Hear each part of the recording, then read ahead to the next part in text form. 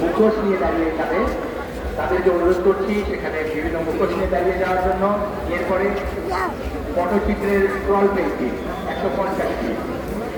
এরপরে দাঁড়াবে ডায়মন্ড শিল্পের তারপরে থাকবে কৃষক, 20 জন কৃষক, আমাদের বাংলার কৃষক।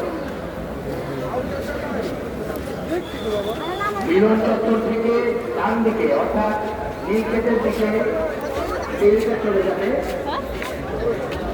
বিভিন্ন জাতিগোষ্ঠী আমাদের সাথে মাঠে চলে এসেছেন, তারা অলরেডি অবস্থান নিয়েছেন মিলন চত্বর থেকে লোকে হলের দিকে। এটা আমার কাছে দাও।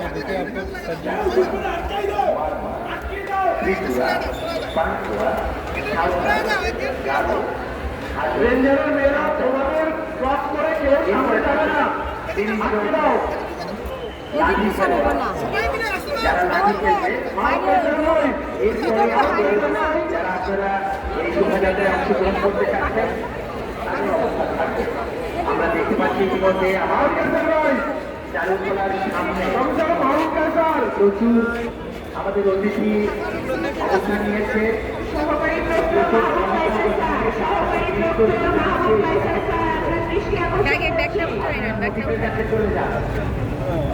আমাদের সহকারী প্রক্টর মাহবুব রাজা স্যার আপনার দৃষ্টি আকর্ষণ করছি